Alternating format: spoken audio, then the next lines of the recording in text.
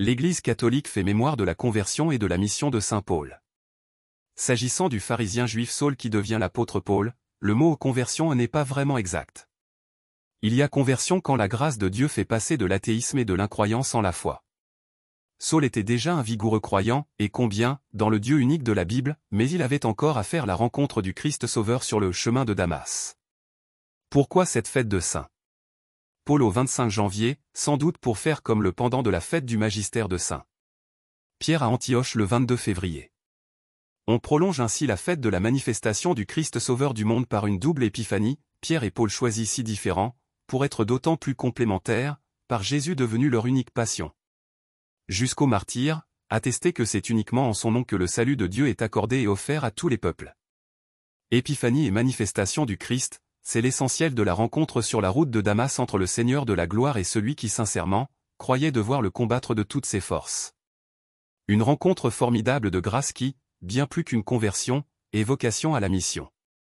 À Saul qui va devenir Paul, le ressuscité de Pâques se fait découvrir, à la fois, comme le Messie annoncé par la Bible à Israël et le vivant qui continue à être présent en ses frères les baptisés, avec lesquels il ne fait qu'un.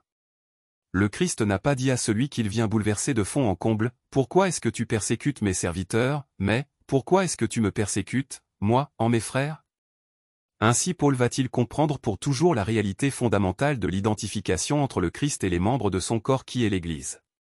Désormais jusqu'à la fin, saint Paul ira, de Jérusalem à travers l'Asie mineure et la Grèce, par la Méditerranée jusqu'à Rome, proclamant « Je sais en qui j'ai mis mon espérance.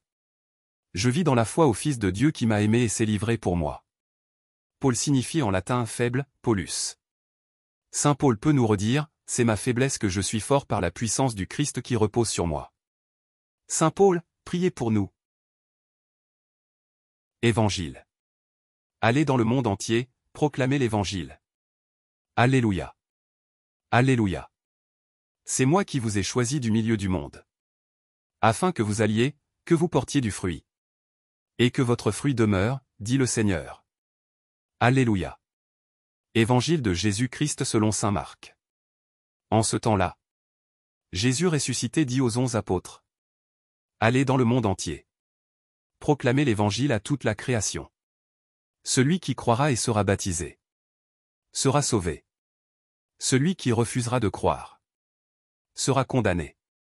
Voici les signes qui accompagneront ceux qui deviendront croyants. En mon nom, ils expulseront les démons. Ils parleront en langue nouvelle. Ils prendront des serpents dans leurs mains. Et, s'ils boivent un poison mortel, il ne leur fera pas de mal. Ils imposeront les mains aux malades. Et les malades s'en trouveront bien. Acclamons la parole de Dieu. Louange à toi Seigneur Jésus.